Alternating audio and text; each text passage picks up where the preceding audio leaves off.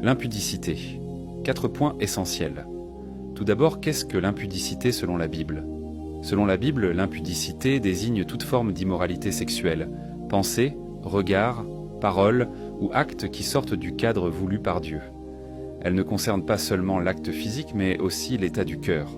Dieu appelle son peuple à la pureté car le corps a une valeur spirituelle. 1 Corinthiens 6, 18. Fuyez l'impudicité.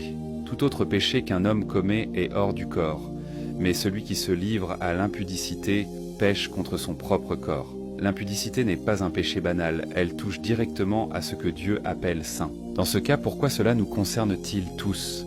Parce que nous vivons dans un monde saturé d'images, de désirs et de séduction. Personne n'est épargné, jeune, adulte, marié ou célibataire.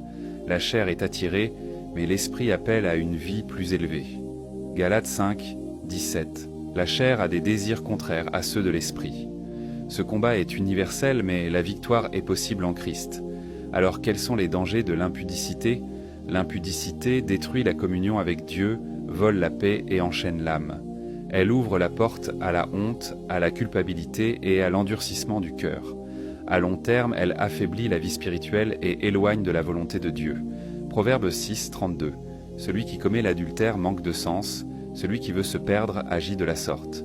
Ce que l'impudicité promet comme plaisir finit souvent en esclavage. Enfin, comment se libérer de ce fléau? La liberté commence par la repentance sincère et la décision de marcher dans la lumière.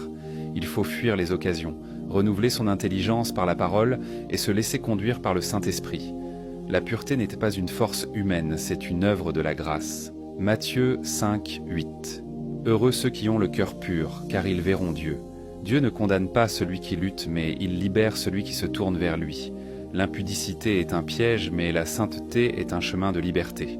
Dieu ne nous appelle pas à la frustration, mais à une vie alignée, pure et victorieuse.